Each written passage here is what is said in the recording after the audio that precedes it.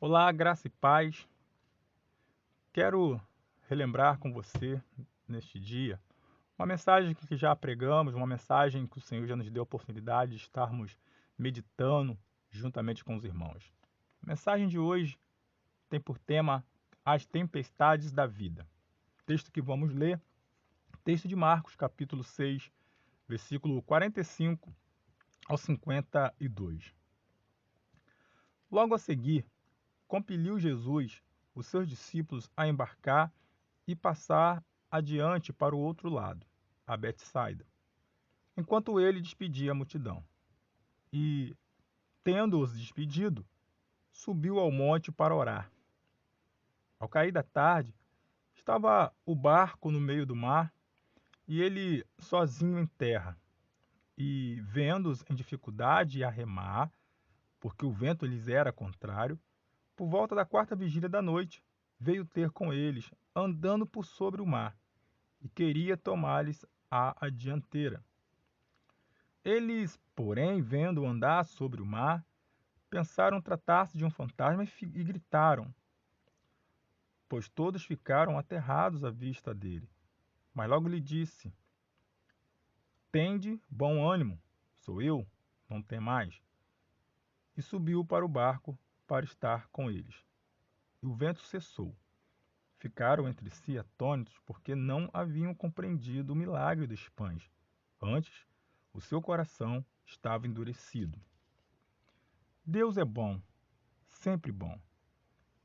As circunstâncias que enfrentamos não anulam a bondade de Deus. Os cenários de grande dificuldade, de grande destruição, não representam a ausência da bondade de Deus. Não para aqueles que confiam, que servem, que adoram ao Senhor. O salmista nos diz, certamente, que a bondade e a misericórdia me seguirão todos os dias. Deus é bom, sempre bom. Às vezes não conseguimos ver a bondade de Deus em meio a circunstâncias difíceis que enfrentamos na vida. Mesmo assim, Deus continua sendo bom. Havia um rei e o seu súdito, e o súdito sempre dizia para o seu rei: Deus é bom. Um dia saíram, como era de costume, para caçar, e um animal feroz atacou o rei, e ele perdeu o dedo mínimo da mão direita. O súdito ainda lhe disse: Rei, Deus é bom. Furioso, o rei mandou prendê-lo. Em uma outra caçada, o rei foi caçar e foi capturado por índios antropófagos que cultuavam deuses estranhos. Na hora do sacrifício, o cacique percebeu que ele era imperfeito. O rei iria ser sacrificado ali a um deus por aqueles índios, mas o cacique percebeu que ele tinha um defeito, que lhe faltava um dedo na mão direita. Então, o rei foi solto imediatamente. E imediatamente procurou o súdito na prisão e disse-lhe: Olha, verdadeiramente Deus é bom. Contudo, se Deus é bom, por que eu o mandei para a prisão? Por que Deus deixou que você fosse preso? O súdito respondeu: Porque se eu estivesse contigo, eu é que seria sacrificado em seu lugar. Deus é bom, rei. Livrou nós dois. Amém. Irmãos, mesmo quando enfrentamos as piores tempestades em nossas vidas e o tempo fica tão escuro, limitando nossa visão, Deus continua sendo bom. Ele continua cuidando de nós. E o bem mais precioso que temos não se perde por conta deste cuidado de Deus à nossa vida. Ainda que perdemos pessoas, que perdemos coisas, que perdemos muitas coisas de grande valor em nossas vidas, Deus ainda tem propósito na nossa vida, algo para realizarmos para a sua glória. E Ele, em bondade, nos dá a condição de fazermos isso. Muitos problemas que passamos são como grandes tempestades em alto mar. Quando uma onda se quebra, outra já está se levantando. Muitas vezes tempestades vêm de repente. Então, são assim na nossa vida. Mal passou uma tempestade e outra já se levanta. Duas coisas para refletirmos rapidamente. Quando enfrentamos tempestade, existem ações que cabe a nós fazermos. Cabe a nós lutarmos. O texto diz que Jesus, vendo os discípulos em dificuldade a remar, eles estavam remando, porque o vento lhes era contrário. A vida nos trará momentos de dificuldades que nós mesmos é que teremos que remar, que teremos que lutar para vencer. Deus só fará por nós aquilo que for impossível para que nós mesmos façamos.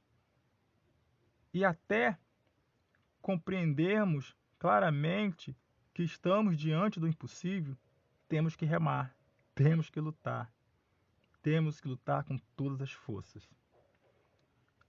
Segunda coisa, para refletirmos que quando enfrentamos tempestade, o socorro divino chegará no momento certo. No momento certo. Então o texto diz que por volta da quarta vigília da noite, versículo 48, por volta da quarta vigília da noite, veio ter Jesus, né? Veio ter com eles, andando por sobre o mar, a hora que Jesus veio socorrê-lo. Então a noite era dividida em 4 vigílias, a primeira de 6 da tarde às 9 da noite, a segunda 9 da noite à meia-noite, a terceira de meia-noite às 3 da madrugada e a quarta de 3 da madrugada às 6 da manhã. Então os discípulos lutaram, remaram contra a tempestade por 9 horas. 9 horas. Remaram em dificuldade, usando os seus recursos, estavam fazendo o que cabia a eles fazer, como nós vimos primeiramente. Então, irmãos, não é o tempo que você está enfrentando a tempestade, o tempo que você está lutando, que determina o momento que Deus vai agir. Senhor, quanto tempo eu esperei? Senhor, já estou lutando há muito tempo, essa luta não acaba, já são anos, já são dias, já são meses. Não é o tempo. Não é o tempo que estamos nós lutando com os nossos recursos que determina o momento de Deus agir. Imagino que depois de 9 horas de desespero e remando contra a tempestade, contra as ondas, o maior recurso daqueles discípulos tinha terminado, estava se esvaindo as suas forças. 9 horas remando. O único recurso que eles tinham, o maior recurso que eles tinham, estava indo embora, estava acabando. E aí foi quando Jesus chegou. Quando realmente chegamos diante da impossibilidade, é que vamos ver ou viver o agir de Deus, viver o milagre do Senhor, a intervenção de Deus sobre nossas vidas. Milagre é o sobrenatural agindo quando os recursos naturais acabam. Então, diante das nossas tempestades, das tempestades que temos enfrentado, vamos tomar mão dos recursos que o Senhor tem nos dado e vamos fazer aquilo que cabe a nós fazermos dentro dessa tempestade, remar com força, por horas, por dias, por meses, por anos. E não será isso que vai determinar o momento que o Senhor vai chegar para agir. Uma coisa nós sabemos, que Deus já está agindo, nos dando recurso, nos dando força. E quando estivermos diante de impossibilidade, daquilo que só algo sobrenatural pode acontecer, cremos que Deus agirá, cremos que o Senhor virá, que seja sobre as águas, que seja por dentro do fogo, que seja pelo vale, Ele virá nos socorrer. Amém? Que Deus te abençoe, que Deus te dê a paz.